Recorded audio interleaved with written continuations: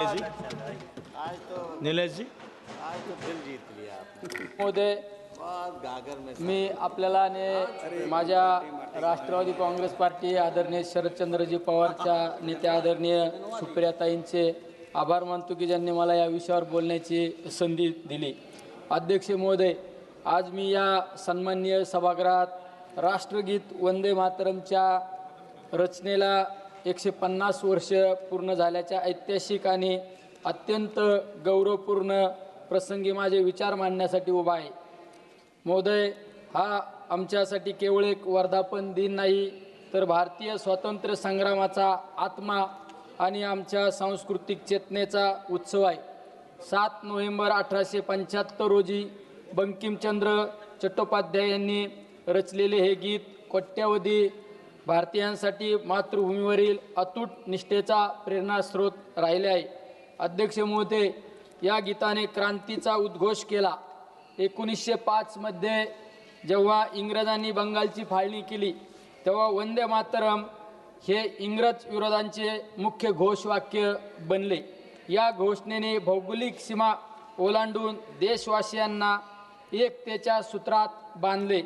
अध्यक्ष महोदय, महाराष्ट्राच्या या भूमीने या गीतांची शक्ती नेहमीच अनुभवली आहे. लोकमान्य टिळकांनी आपल्या केसरी या वृत्तपत्राद्वारे हा नारा देशभर पसरवला. स्वातंत्र्यवीर सावरकरांनी अंदमानाच्या तुरुंगात असतानाही याच गीतातून शक्ती मिळवली. अध्यक्ष महोदय, छत्रपती शिवाजी महाराजांचे सहिष्णू शासन आणि संत तुकाराम, संत ज्ञानेश्वरांची भक्ती परंपरा यातून प्रेरित झालेली महाराष्ट्राची संस्कृती या गीतांचा आदर समन्वय सद्भावनेने करते.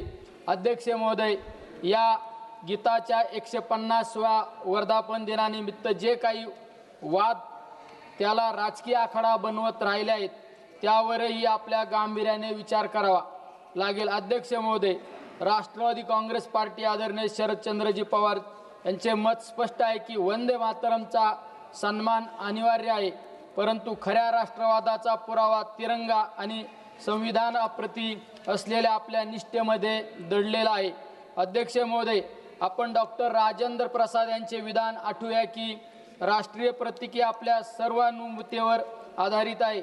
1937 मध्ये आमच्या राष्ट्रनिर्मात्यांनी सर्व समुदायाच्या भावनांचा सन्मान करत गीतांच्या केवळ पहिल्या 2 कडव्यांचा राष्ट्रगीत म्हणून स्वीकार केला आहे.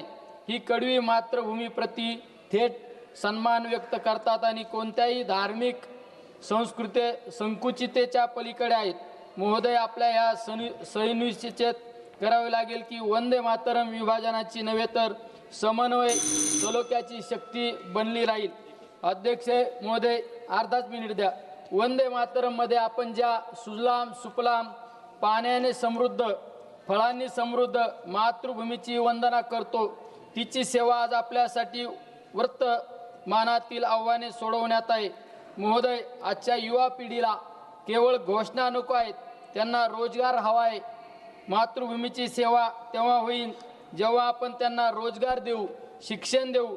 आपण जय जवान जय किसान सोबतच जय विज्ञान जय रोजगार या भावनेलाही वंदन करूया. महोदय, शेतकरी आणि पाणी संकट सुजलाम सुफलामची वंदना तेव्हा खरी होईल जेव्हा आपले शेतकरी दुष्काळ आणि कर्जातून मुक्त होतील. महाराष्ट्रातील विदर्भ आणि मराठवाड्यातील आमचे शेतकरी पाणी संकटाची झुंजत आहे. हे सरकारचे कर्तव्य आहे की त्यांना केवळ घोषणाबाजी लक्ष विचलित न करता शेतकऱ्यांचे अश्रू पुसावेत. अध्यक्ष महोदय, वंदे मातरमची एकतेची भावना आज सर्वात महत्त्वाची आहे. हे गीत आपल्याला जात धर्म आणि भाषेच्या वर उठून एक भारतीय म्हणून ओळख देते. आपल्या समाजाला तोडणाऱ्या शक्तींशी लढावे लागेल, ही भावना बळकट करावी लागेल. अध्यक्ष महोदय, हा 150वा वर्धापन दिन आपल्याला संधी देतो की आपण वंदे मातरमचा वारसा केवळ अतिथेचा गौरव म्हणून नव्हे तर वर्तमानाची सर्वसमावेशक शक्ती म्हणून पाहूया. महोदय, आपण वंदे मातरमची भावना विकास, सामाजिक न्याय, संविधानिक मूल्याद्वारे साकार करूया. महोदय, आपण राष्ट्रगीत राष्ट्रीय हत्यार नव्हे तर राष्ट्रीय एकतेचे अतूट सूत्र बनवू. किशोरजी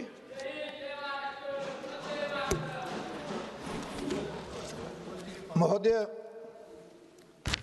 सर्वप्रथम मैं इस ऐतिहासिक